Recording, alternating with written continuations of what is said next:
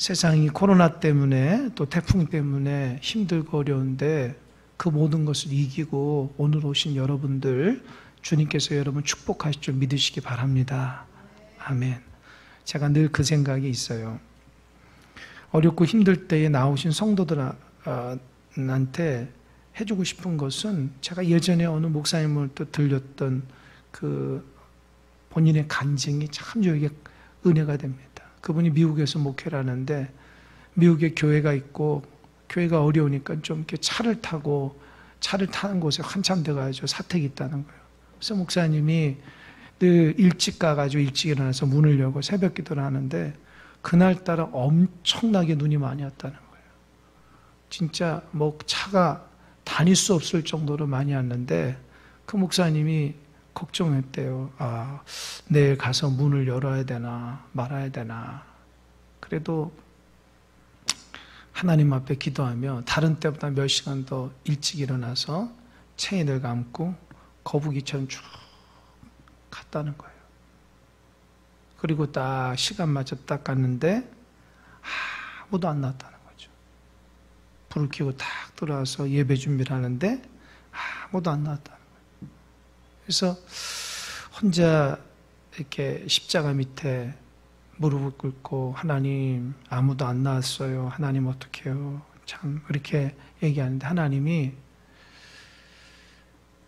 내가 너의 그 마음을 다 보고 내가 너와 함께한다. 그 마음을 주시더래요. 그래서 혼자 십자가 밑에서 성경을 읽으면서 눈물을 이렇게 주룩주룩 흘리면서 그때 자기가 드렸던 예배 중에서 가장 복되고 귀한 예배였다고 그 간증을 하시는 목사님의 말씀을 들은 적이 있습니다. 여러분, 하나님은 우리의 중심을 보신 줄 믿으시기 바랍니다. 어렵고 힘들수록 주님을 더 사랑하는 마음으로 하나님 사랑함으로 나오시면 하나님께서 그 마음 받으셔서 여러분에게 은혜를 더 부어줄 줄 믿으시기 바랍니다. 우리 큰사랑 공동체가 어려울수록 더 하나 되고 더 믿음으로 하나님 바라보며 흔들리지 않는 믿음의 소유자들이 다 됐으면 좋겠습니다. 요즘에 제일 안타까운 것은 교회와 성도와 목회자가 어떻게 세상에 공공의적이 되어버렸어요. 우리 자신을 한번 돌아보는 신앙적 계기가 됐으면 좋겠고 또 하나님께서 이 모든 상황에서도 하나님을 향한 그 믿음 흔들리지 않도록 세상에 휩쓸리거나 세상의 말이 휩쓸려가지고 믿음 다 까먹지 않고 또 우리의 마음을 하나님 앞에 아까 권사님 얘기한 것처럼 기도했던 것처럼 묵묵히 잠잠히 하나님의 뜻을 기대하면서 바라보며 나아가는 거예요. 그게 신앙인의 모습입니다. 묵묵히 자기에게 주어진 상황 가운데 하나님의 뜻을 기대하며 나가는 그게 정말 참된 신앙인입니다. 그 믿음으로 승리하는 여러분 되시길 바랍니다. 오늘 본문의 말씀 참 중요해요. 아마도 오늘 본문의 말씀 야 어떻게 사도 바울이 내 마음하고 똑같네? 이렇게 얘기하시는 분도 있을지 몰라요. 저도 이 말씀을 읽을 때에 과거에 참 이 부분에 너무 동감을 많이 하고 가끔씩 저도 이 말씀을 다시 읽을 때 어쩌면 지금 내 마음의 표현을 이렇게 담고 있을까 그럴 때가 많이 있습니다. 여러분 지난 시간에 기억하십니까? 율법을 잘하면 거룩해야 되는데 거룩하지가 않죠. 왜요? 율법이라는 것은 다 우리가 지킬 수 없고 율법이라는 것이 희한하게 이 계명이 죄가 계명을 딱 들러붙어 가지고 타고 온다는 거예요. 그래서 마땅히 하나님 말씀대로 살아가야 되는데 죄가 자꾸 내 안에서 그런 죄를 지음으로 인해서 마음에 죄책감을 주는 거예요. 너는 안 돼. 너는 안 돼. 넌 또 죄졌지. 계속해서. 그러니까 원하는 마음은 있는데 실제적으로 그 말씀대로 살아내지 못하는 자기 자신의 모습을 보고 사도 바울이 깨달았죠. 아, 죄라는 것은 기회를 삼아가지고 계명을 탁 타고 나서 우리 안에 들어와서 우리에게 그런 죄책감을 심어주는 거구나. 그러니까 율법이라는 것은 우리를 능히 구원해낼 수 있는 게 아니고 너는 죄인이라고 지적하는 게 율법의 기능이라는 거예요. 그런데 그걸 유대인이 몰랐다는 거죠. 그러면서 그 말씀을 덧붙여서 오늘 말씀이 이어집니다. 14절 다 같이 한번 읽어볼까요? 시작. 우리가 율법은 신령한 줄 알거니와 나는 육신에 속하여 죄 아래에 팔렸도다. 여러분, 죄 아래에 팔렸다라는 말이 얼마나 그 사도 바울 입장에서는 참 안타까운 말인지 아십니까? 사도 바울은 하나님의 사람인데도 불구하고 자기는 죄에 팔렸다는 거예요. 보세요. 우리가 율법은 신령하다는 거.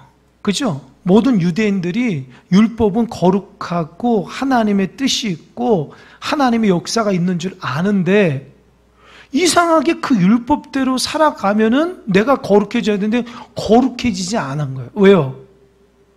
나는 죄인이기 때문에 하나님의 율법대로 살지 못하고 자꾸 율법대로 살면은 오히려 내가 죄 아래에 팔린 사람처럼 자꾸 죄만 짓는 거예요. 이해되십니까?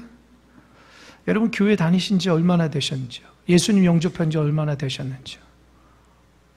그때하고 지금하고 돌이켜보면 어느 정도는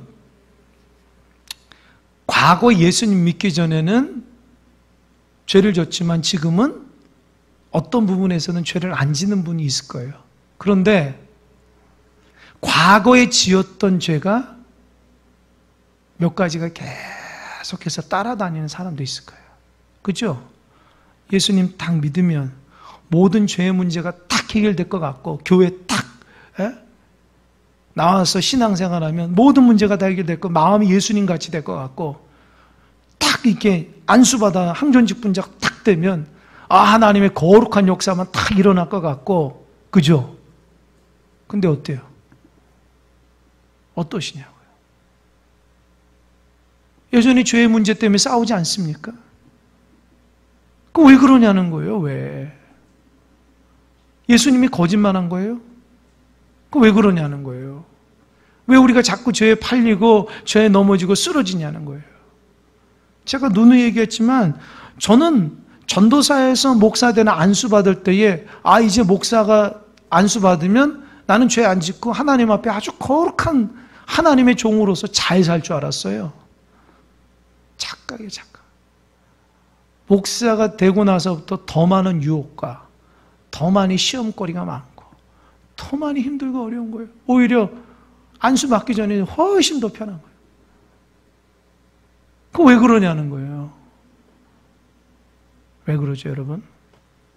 사람이 죄인이기 때문에 그래요. 그걸 인정하지 못하면 안 되는 거예요. 그러니까 사도 바울이 왜 로마서에서 구원은 믿음으로 의롭게 된다는 것에 대한 말이 그게 도대체 무슨 의미인지를 알아야 돼요. 유대인들은 율법을 지키면 의롭다고 생각했는데 자기가 다 해보니까 아니에요. 오히려 율법을 지키면 자기 죄만이 더 많이 드러나는데 어떻게 저렇게 율법을 지켜서 죄가 드러났는데 저 유대인들은 자기들이 의롭다고 거짓말하지? 나는 다 알아. 나는 과거에 다 해봤기 때문에 얼마나 율법대로 살아. 너희들보다 더 열심히 했는데 나는 그때 사실 죄가 많이 들어갔는데 너희들은 어떻게 그렇게 거룩한 척하냐? 내가 너희들 다 안다는 거죠. 여러분, 그래서 우리 믿는 사람이요, 신앙생활 오래 한다고 거룩한 게 아니에요. 거룩하는 것처럼 보이지만 죄가 많이 짖어요.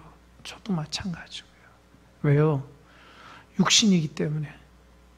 여러분, 우리가 하나님 앞에 갈 때까지, 우리 영혼이 하나님 앞에 갈 때까지 이 땅에 육신을 입고 있는, 육신은 죄를 의미해요. 그러니까 육신 자체가 죄인이라는 거예요.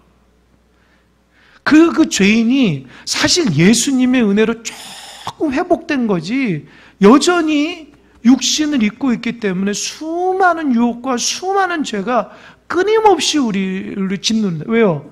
육신을 입으면 본성대로 살아가기 때문에 그래요.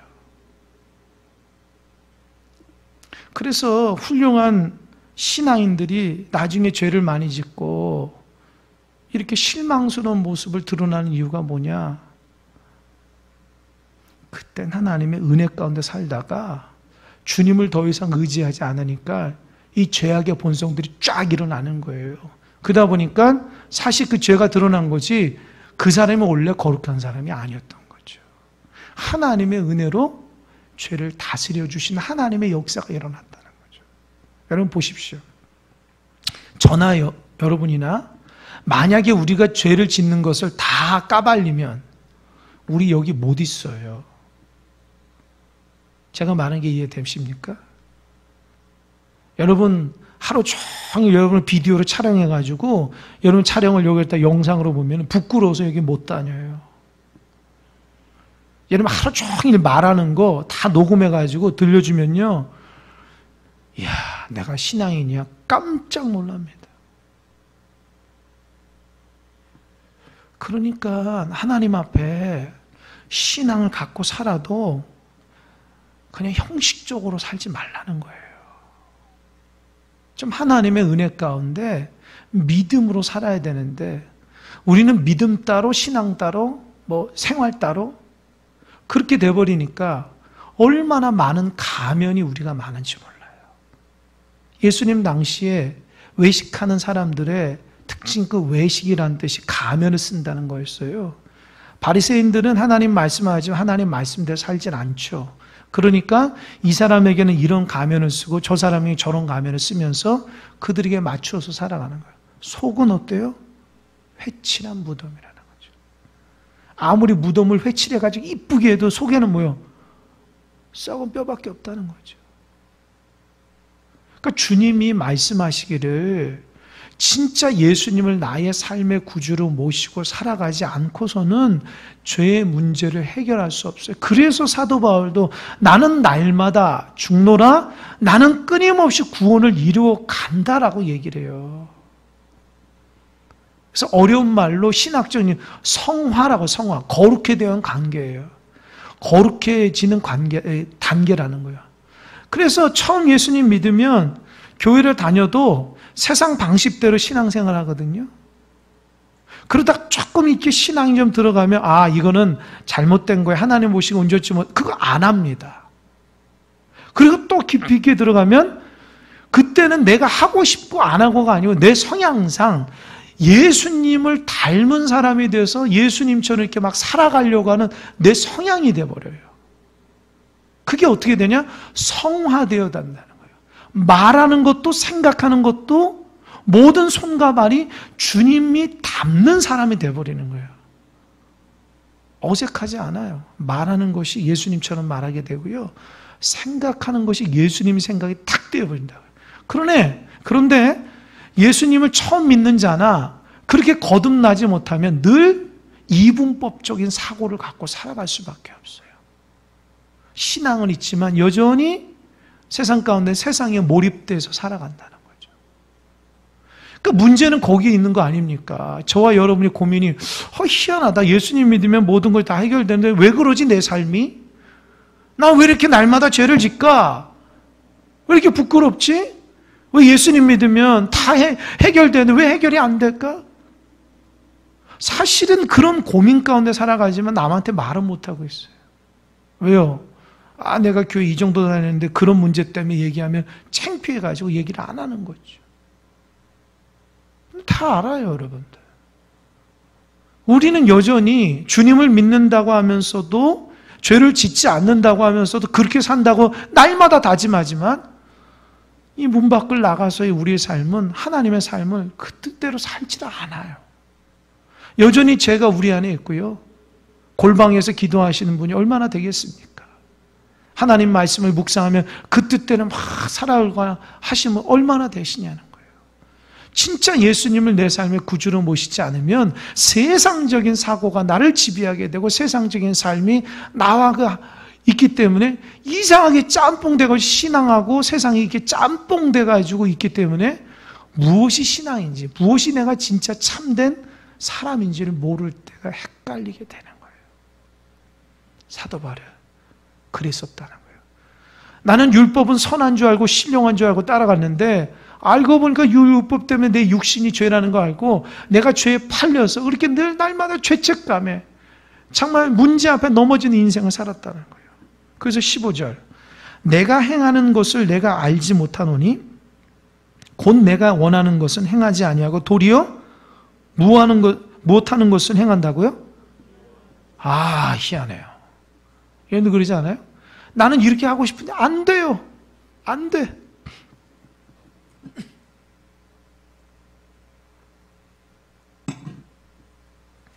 내가 이것을 제일 많이 느끼는 게 뭐냐?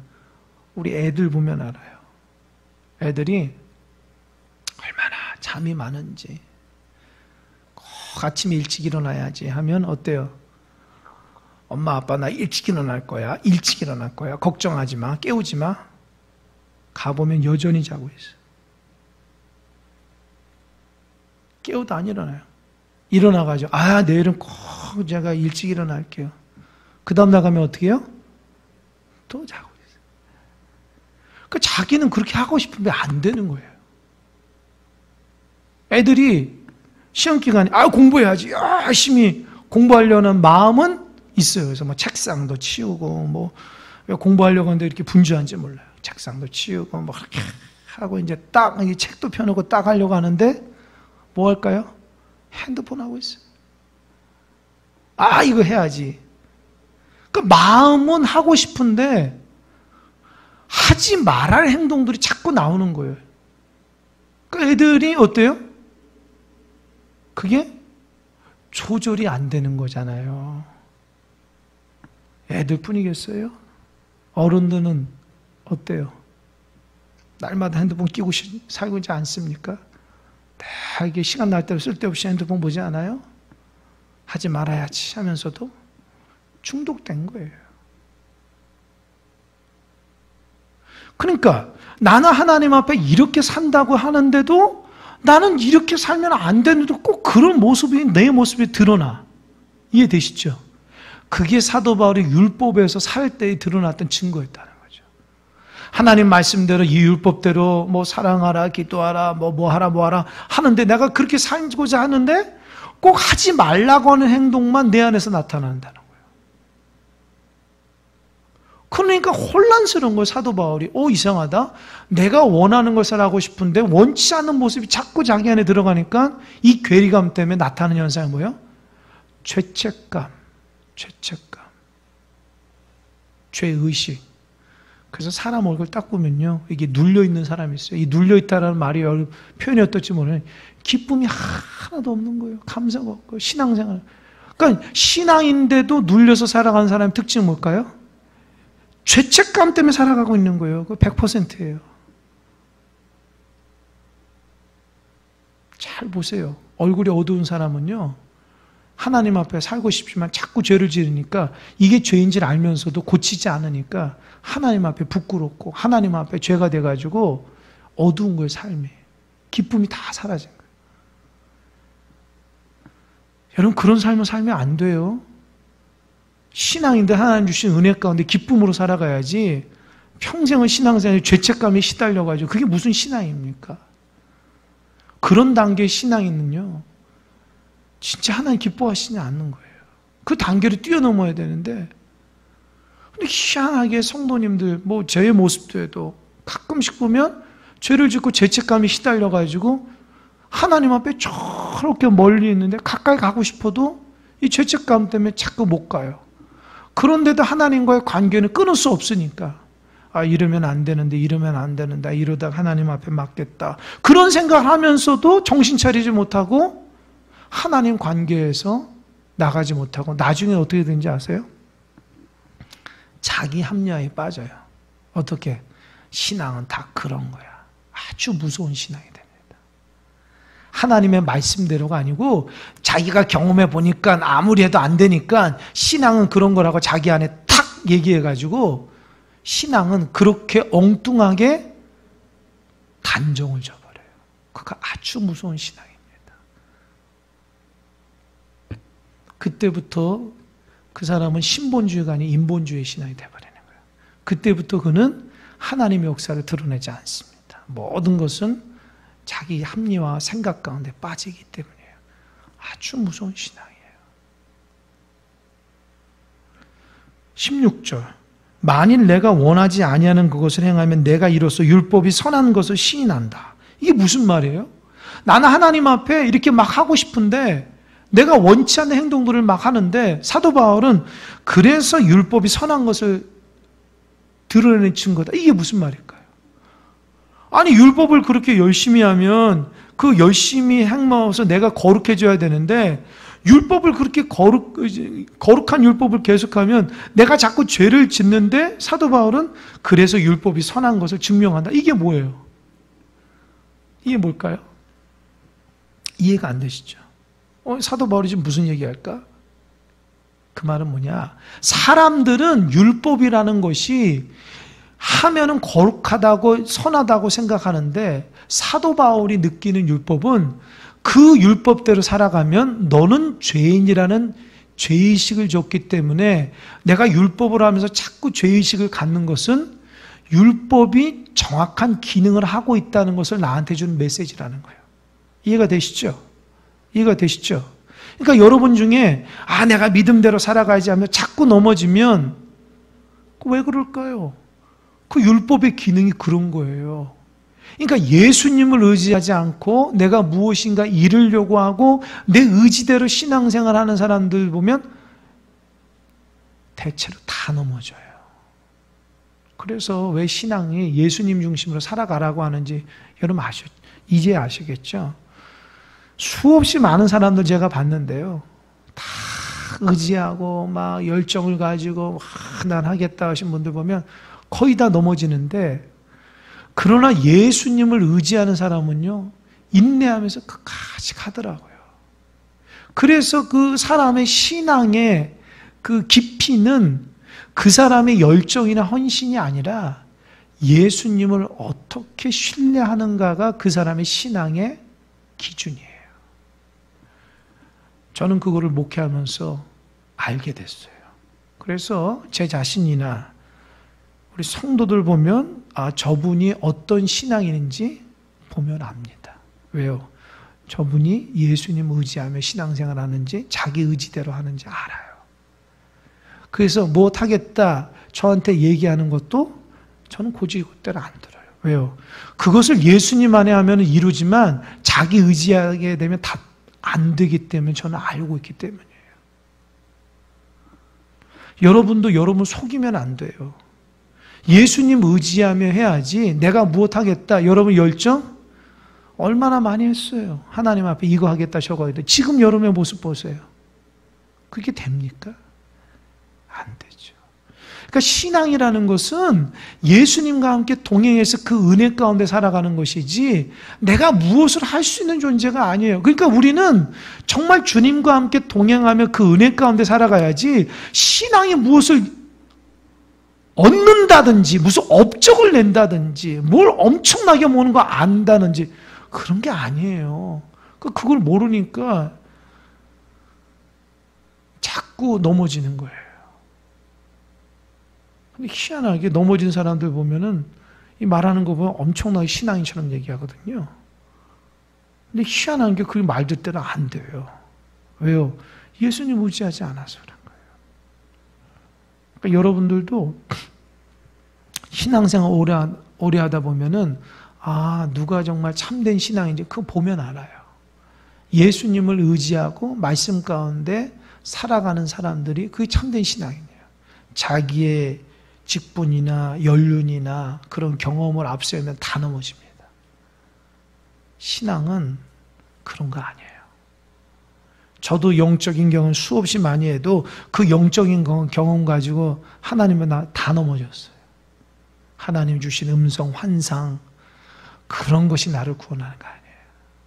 제가 누구보다도 열정적으로 열심히 했지만 제가 결론은 나는 죄인이라는 거 느낀 거예요.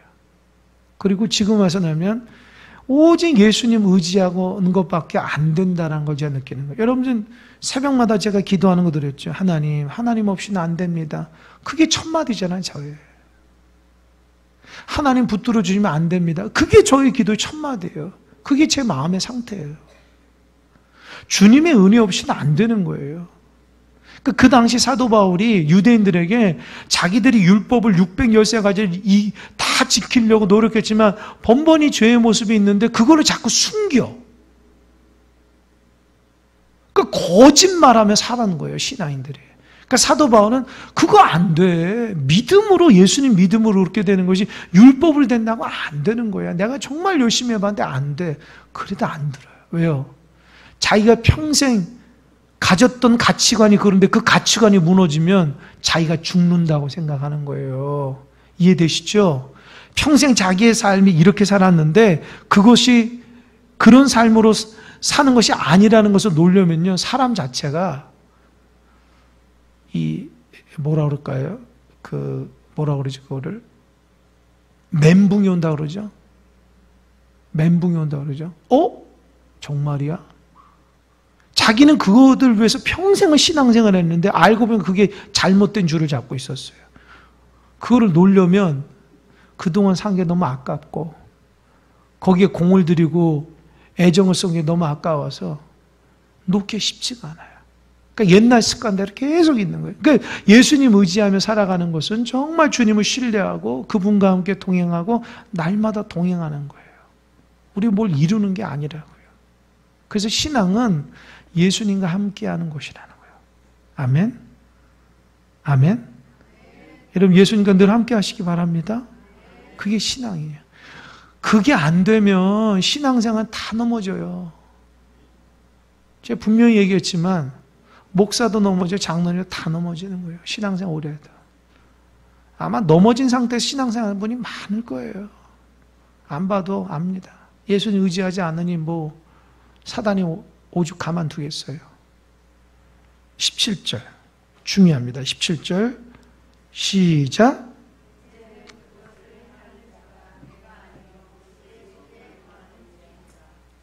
여러분 이게 중요한 부분이에요. 그러니까 나는 하나님 원하시는 거 하고 싶은데 나는 자꾸 행하지 않고 자꾸 죄를 져. 그게 왜요? 그거는 내가 아니고 내 안에 죄. 우리의 육신이 약하기 때문에. 육신 자체가 죄이기 때문에 그런 거예요. 이해되시죠? 그러니까 잘 들으세요. 여러분 죄를 졌을 때 이거 죄라고 인식하는 건 좋은 거예요. 깨닫고 회개하면 되는데 근데 지나치게 날마다 죄의식을 가지고 살아가면 그거 안 좋아요. 이해되시죠? 예수님의 은혜가 임해도 나는 분명히 또 넘어질 사람인데 이거 하면은 이미 그 사람은 신앙적으로 이렇게 잘못된 신앙이에요. 날마다 넘어져 봐가지고 예수님의 은혜가 임해도 자기가 넘어질 거라고 하는 죄책감에 시달리면 그건 큰 문제가 있어요. 여러분 예수님을 내 마음속에 모시고 살아가면 인생이 달라지는 거예요. 아멘? 아멘? 그러면 내가 예수님을 예전에 영접하고 살아갔는데 내가 달라지지 않았어.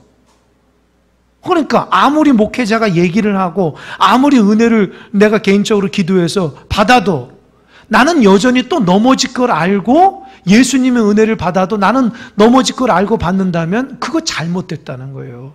이해되시죠? 그런 분들이 상당히 많아요. 한때 내가 은혜 받았어요 이런다고. 지금은.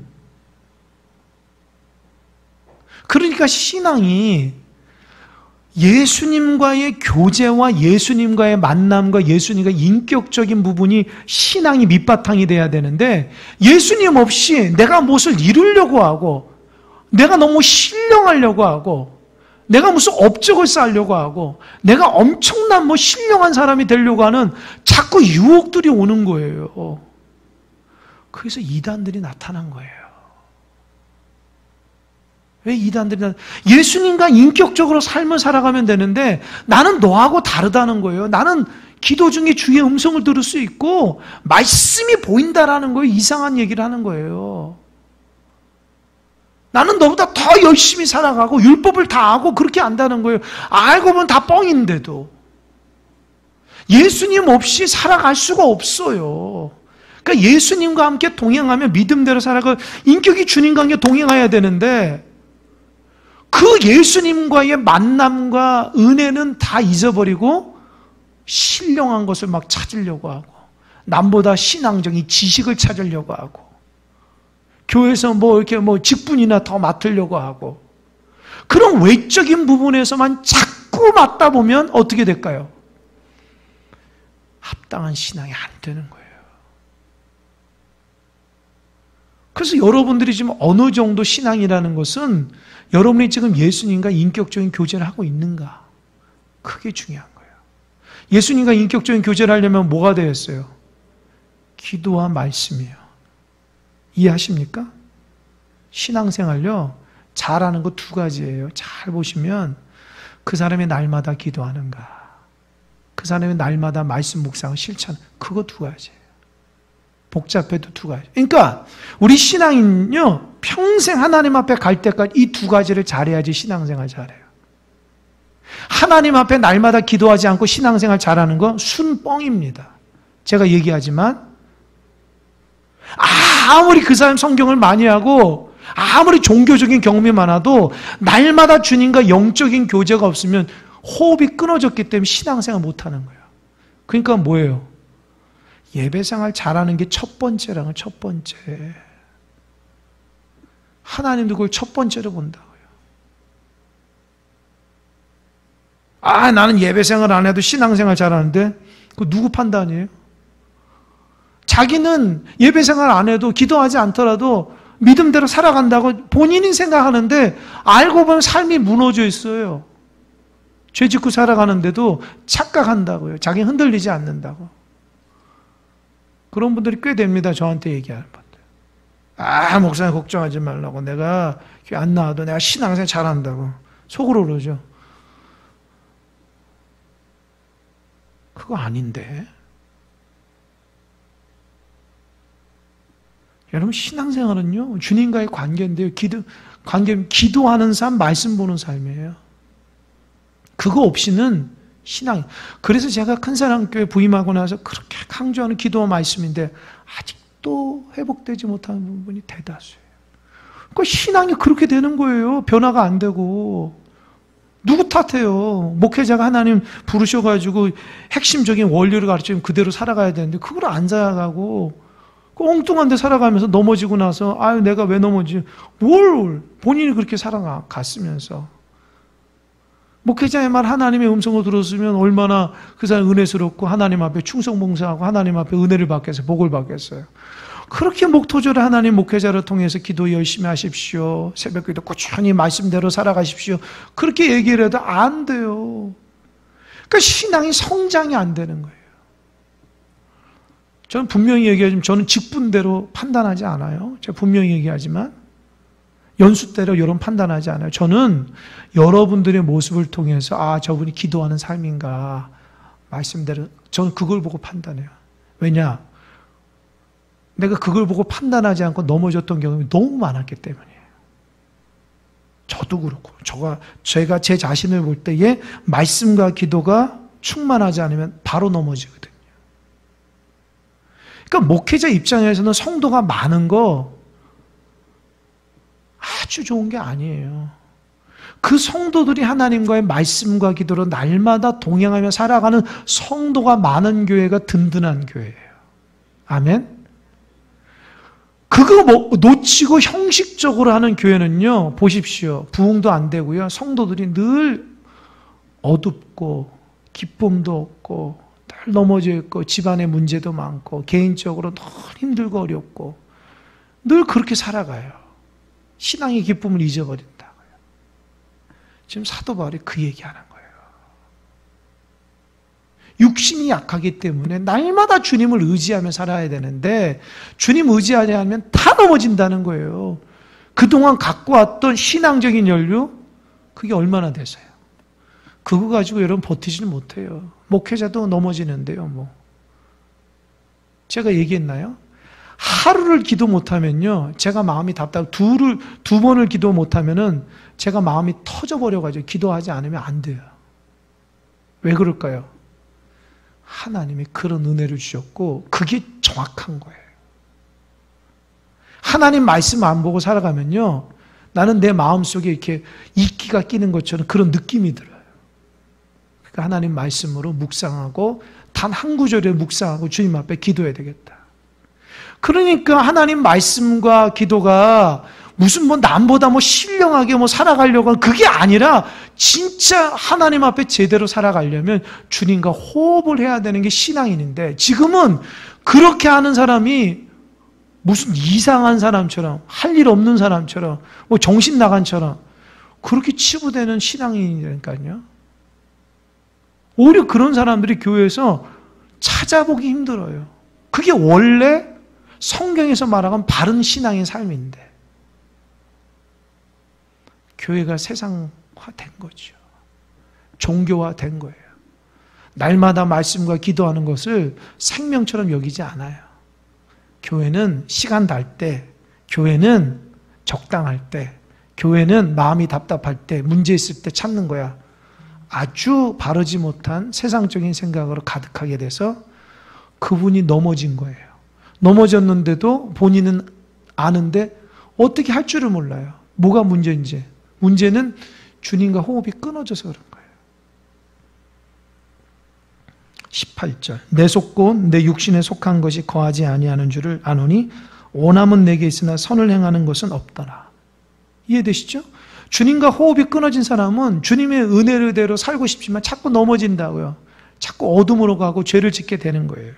19절 다 같이 시작. 내가 원하는 바 선은 행하지 아니하고 도리어 원하지 않는. 이해되십니까? 나는 하나님의 뜻대로 살고 싶은데 왜 나의 삶은 이렇게 죄를 짓지?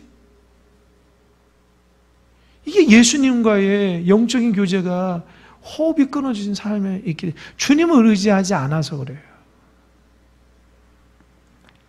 20절 만일 내가 원하지 않는 그것을 하면 이를 행하는 자는 내가 아니요 내 속에 거하는 뭐라고요? 죄요. 내 안에 죄가 자꾸 나를 하나님의 말씀대로 살아가지 못하고 자꾸 그러는 거예요. 그래서 보세요. 마음에는 두 가지 법칙이 있다고 그래서 사도 바울이 깨닫는 거예요. 21절 그러므로 내가 한 법을 깨달았나니 곧 선을 행하는 나에게 원하는 나에게 악이 함께 있다. 아하, 우리 마음속에 선한 것과 악이 함께 공존해 있다는 거죠. 여러분 옛날 만화 보면은 주인공이 어떻게 했다니까 갑자기 천사가 탁 나타나, 야 너 그렇게 해라. 갑자기 한편에는 악마가 탁 내, 너 그러지 마. 그잖아요. 우리 안에 다 그렇다는 거예요. 사도 바울이 끊임없이 율법을 열심으로 살고 또 예수님 영접에 살아가지만 우리는 하나님 앞에 갈 때까지 불완전한 존재이기 때문에 우리 안에 끊임없이 영적인 전쟁들이 일어난다는 거예요. 남한테 말은 못하지만 끊임없이 영적인 전쟁 가운데. 이거는 죽어야지만 내가 하나님 앞에 갈 때까지 끊임없이 일어나는 거예요. 여러분, 나이가 많이 들면 죄를 안 짓까요? 어떻게 생각하세요? 젊은 사람만 죄를 짓고 나이가 많으면 죄를 안 짓까요? 나이 많으신 분들 물어보세요. 똑같아요. 똑같아요. 우리는 육신이 건강하지 않거나 똑같은 예수님이 나를 다스리지 않으면 똑같은 죄가 있어요. 근데 그걸 모른다고요, 사람들이. 그래서 22절 내 속사람으로는 하나님의 법을 즐거워하되 내 지체 속에서 한 다른 법이 내 마음의 법과 싸워 내 지체 속에 있는 죄의 법으로 나를 사로잡아가는 걸 보는도다. 그러니까 내 안에 선한 것과 악한 것이 있는데 늘 싸우는데 사도 바울은 어때요? 져가지고 늘 죄의 법으로 내가 살았다는 거예요. 그러니까 어때요? 자기 힘들고 어렵고 고통스럽고 왜 신앙이 이렇게 재미가 없고 힘들지? 내 인생이 이러지? 자꾸 그렇게 우울하게 살았다는 거예요. 혹시 그런 분들이 있냐는 거예요. 그러니까 져서 지금 죄의 법 가운데 살아가는 거예요, 지금요. 남 탓할 필요 없어요. 본인이 그렇게 살은 거예요, 삶을. 하나님 왜 나를 이렇게, 하나님 여러분 그렇게 만들지 않아서 여러분이 그렇게 만든 거예요. 하나님 은혜 많이 주셨고요. 하나님 여러분 가운데 많은 축복을 주셨는데 여러분들은 선한 것이 딱 들어와서 그 예수님을 의지하며 날마다 동행하며 살면 되는데 그거를 거부하고 죄와 함께 살기 때문에 그런 결과로 우리가 지금 이렇게 살아가는 거예요. 나중에 하나님 앞에 하나님 나 왜 그렇게 나 너 그렇게 한 적 없다. 너가 그런 거지. 이해되시죠? 24절 다 같이 시작. 오호라 나는 망한 사람이로다. 이 사망의 몸에서 누가 나를 건져내랴. 이게 사도 바울의 극적인 이게 탄식이에요. 내가 도대체 이렇게 살아야 돼? 내가 이렇게 신앙생활 해야 돼? 내가 도대체 이런 것이 하나님의 사람이야? 어느 날 터져버리는 거예요. 그런 적 없냐는 거예요. 이럴 바에는 무슨 신앙을 가져? 그런 적 없냐는 거예요. 끊임없이 내 안에서 전쟁이, 누구든지 다, 예수 믿는 사람은 다 날마다 그 전쟁이래. 아마도 여러분들 전쟁 가운데 교회 온 거예요. 갈까 말까 전쟁하다가 주님의 은혜로 이겨서 오신 거죠. 아마 여기 오지 못한 사람은 오는데 영적 전쟁에서 져가지고 죄의 법 아래 딱 가는 거예요. 여러분, 날마다 이것이 우리가 끊임없이, 또 집에 가서 또 여러분이 힘들게 하는 일이 일어날 수 있어요. 그럼 어떻게 해요? 선한 법이 나를 다스리면 그 문제 해결되는데, 죄의 법이 나를 탁 하니까 또 그냥 막 폭발해가지고 죄를 짓고, 그럼 죄의 법이 내가 또 넘어지는 거죠. 끊임없는 거예요. 그러니까 내 안에서 전쟁이 일어나는 것은 인식하고 지혜롭게 접근하라는 거예요. 나는 원래 성격이 그런 사람이래. 그거 아니에요. 내 원래 신앙 스타일이 그래서 그거 아니라니까요. 그럼 엉뚱한 얘기하지 마세요. 증거예요. 하나님의 뜻대로 살아가지 않으니까 증거가 되시고 넘어진 거예요. 이해되십니까? 하나님 주신 말씀을 소중하게 여기고 주님과 동행하고 믿음으로 기도하며 말씀대로 날마다 살아가면 이겨내갈 텐데, 그렇게 하지 않으니까 넘어진 거예요. 또 그러지 않은 사람은 거룩한 척 하지만 그 사람 넘어져 있는 거 다 보여요. 그래서 하나님이 나는 너 중심을 본다는 말이 크게 무서운 말이에요. 사람은 포장할 수 있는데요, 하나님 포장 못해요. 그게 제가 신앙생활하니까 알겠더라고요. 저는 제 자신에게나 사람들 참 정직하려고 많이 노력하거든요. 그래서 목회하면서 나는 목회자 이전에 하나님 앞에 진실한 종이 되어야 됐다고 제가 하나님 앞에 이게 다짐한 것 중에 한 게 있어요. 하나님 앞에 거짓말하지 말자. 솔직하자. 저는 굉장히 그걸 소중하게 생각해요. 그러니까 내가 하나님 앞에 부족하면 하나님 나 죄인입니다. 하나님 나 은혜 주십시오. 하나님 기도가 안 돼요. 하나님 이렇게 피곤하죠. 하나님은 왜 이렇게 죄의 생각이 들죠? 솔직하게 기도해요. 그 은혜가 오는 거예요.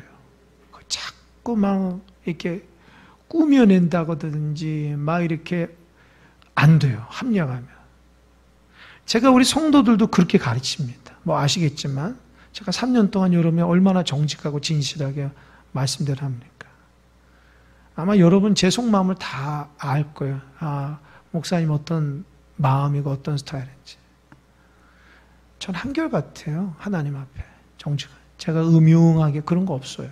하나님 앞에 딱 정직해야 돼요. 그래서 여러분이 믿음대로 살아가려면 그대로 살아가야 돼요. 그대로. 그러지 않으면 솔직하게 부족하고 연약하고 죄인을 인정하면 되는 거예요. 그거를 자꾸 포장하면 신앙이 더 꼬이고 하나님 앞에 온전히 나중에 크게 야단맞아요. 그러니까 우리가 부족하면 부족한다고 얘기를 해야 돼요. 그러니까 사도 바울이 오라 나는 공고한 사람인데 사망이면 누가 나를 건져, 이렇게 솔직하게 얘기했다는 거예요. 사람들한테 막 포장하지 않고. 이해가 되시죠? 나 마음이 터져 죽을 것 같아. 어떡하지 하나님? 이랬다는 거예요. 다른 사람 보면 야, 저 사도 바울이 믿음 생활 잘하는데 왜 저런 소리. 그거 상관없다는 거예요. 지금 자기 마음이 영적으로 눌려가지고 죄 때문에 잠깐 질질 끌려다니는, 나 그런 거 싫다는데. 이해가 되시죠? 솔직해야 됩니다. 솔직해야 돼요. 그러니까 신앙인이 어물쩍 신앙생활하면 큰일 나요. 나중에 죄가 더 쌓여요. 부족하면 부족한데 딱 내려놓고 하나님 나 어떻게 해요? 난 죽겠어요. 이 죄를 좀 끌어주세요. 솔직하게 얘기를 해요. 25절 다 같이 시작. 우리 주 예수 그리스도로 말미암아 하나님께 감사하리로다. 그런즉 내 자신이 마음으로는 하나님 앞을 육신은 죄의 법을 섬기노라. 마지막에 감사한다고 해서 왜요?